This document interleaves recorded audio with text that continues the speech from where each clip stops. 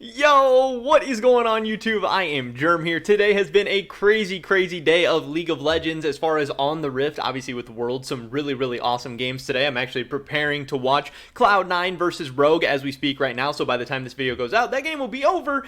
I won't know what will have happened, but, you know, I assume Cloud9 is going to get a dub. I assume NA is going to keep rolling over EU, but we'll have to see what happens. I'm very excited for that game, and as soon as I get done recording this video, I'll be watching that. I'll be enjoying it, and I think this whole week, I think this whole tournament has a chance to be one of the best Worlds of all times, just because the group stage is so stacked with good teams. Now that we have 4 Chinese, 4 LPL teams, and some top NA and EU talent, obviously, it's going to make for some fun storylines, some fun games, but we have some drama off the Rift to talk about today as well. There are some people, you know, catching some flack. There are some people, I don't know, doing some weird stuff out there. We're going to be talking about it all just so you guys can kind of stay up to date on all the latest in the world, because that's what my channel is all about at the end of the day. So definitely drop a like if you guys do enjoy this video. I would appreciate it a ton. Subscribe to stay up to date on all my latest content, and consider checking out my Patreon, patreon.com/IamGerm. With that being said, let's get right into this one, because there's a lot to talk about here. So first up, we have this tweet from Shakarez, who is, he's a video producer for the LEC, a guy who works really close with the LEC. He had this tweet that kind of blew up, you know, 5,000 likes. I don't know how many followers he has. He has 30 followers, so 5,000 likes is a lot for that. He said, disrespectful and tactless to just jump to the conclusion that someone dropping out of a tournament due to family issues is a cover-up or not as serious. But that's just esports for you, I guess. He also said, as a side note, if a rival fan, you're celebrating and laughing at the team's misfortune, you're pretty messed up in the head. Just my 2 cents. I don't have a problem with cussing, but I'm not trying to get demonetized.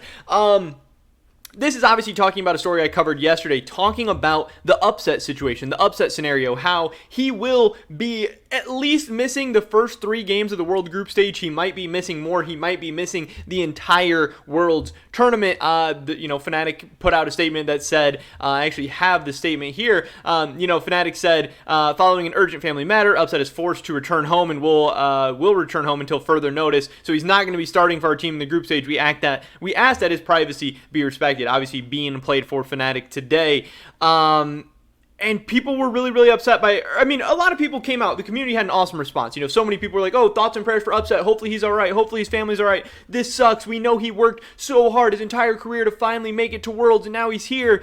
And, you know, yada, all this stuff. People are supporting him a ton. I'm sure him and his family appreciate that a ton. I'm sure he feels the love. That's awesome. But there were some people with a little, you know, kind of responses on the other side of this. So what actually happened is we had some leaked messages, not even leaked messages, just stuff that Nemesis posted to his own Discord. Here were some of his statements. He said, I mean, I don't know what's happening, but I really don't believe it's a family tragedy. It's 99% a cover-up.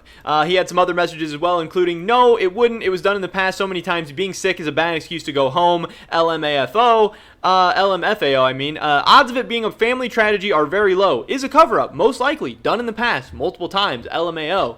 Applehead on Twitter also had this. You know, Nemesis went on to say, pretty fair from my point of view. Somebody said, just because this has been the case in the past doesn't mean it's right to speculate on someone's personal matters. And Nemesis responded, it's pretty fair from his point of view because he participated in the same organization that used the same methods to cover things up. He said, it's whatever now. I'm out of this topic. I said my opinion and that's it. Just making sure people are aware of the other possibilities existing and not believing everything they read. Now, whatever, you know, if that's really what you want to say and that's really what you want to think, that is fine.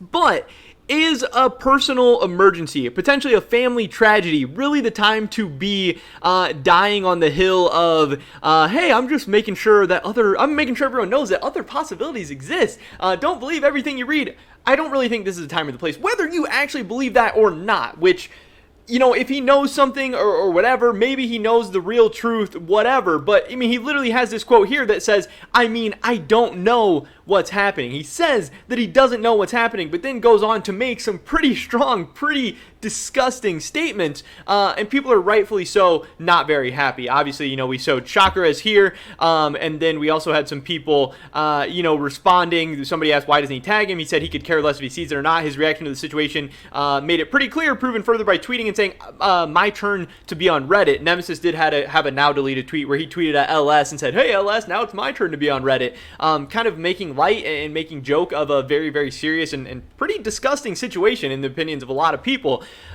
He said he either lacks emotional intelligence or is just malicious. Now, yeah, I'm not exactly sure which of these it is, but I have said in the past that I know there are a lot of people in the esports scene that lack emotional intelligence. These are a lot of young people who, for the most part, gamers sit at home and play video games. They're not super social. They don't have the best social skills, the best emotional skills, the best people skills, the best communication skills. A lot of these things, they don't know what to say, what not to say, when to say it, and just a lot of social awareness overall. So we see stuff like this all the time. And for Nemesis to make this stuff publicly, to be privately saying this, whatever, still weird, still stupid, but to make these statements publicly as a very, very public figure who has a broad reaching audience, really weird, really inadvisable, and pretty gross, again, just like a lot of other people are saying. And obviously, LS, Nemesis, and I have had our history where we don't really get along, we don't really like each other. I have been very vocal about how I think, they are kind of toxic towards the community, how they do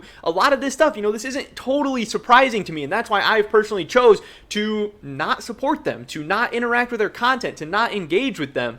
And that's just, at the end of the day, what I would recommend to other people as well. I don't believe in canceling people or anything like that, or that they should lose jobs, or that sponsors should be taken away, nothing like that. But I just think if you don't agree with what people do, what they say, or how they act, you shouldn't support them. So, that's what I've been choosing to do for like the past year. They've largely been irrelevant to me. I know they've spoken out against me in the past, and I don't care. I don't see it because I don't, follow them. I don't engage with their stuff, anything like that. But yeah, this whole situation really, really fired people up. It's got Nemesis obviously in deep waters. I don't know, kind of a weird situation overall. I don't really understand, but some of the other drama going on in the world was that Upcomer had this article. This is actually from Tom Matheson, Mr. Tom Matheson, another guy who I have had some previous history with, another guy who does not like me, and those feelings are kind of reciprocated. This is a guy who in the past has spoken out against rumor accounts, saying that they're disgusting, that they're just clickbait, they're kind of, I don't even know, the scum of the League of Legends community, whatever you want to call it, that they potentially hurt people's careers.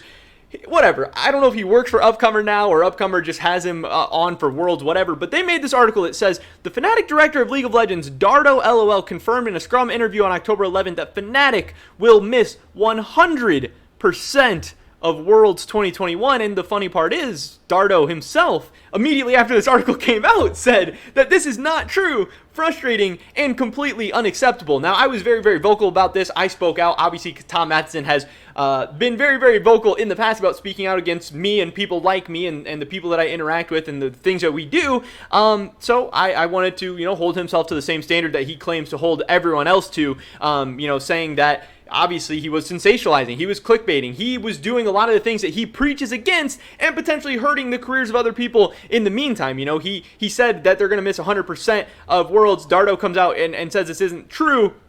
Here is the actual clip and interview of what Dardo says. Right.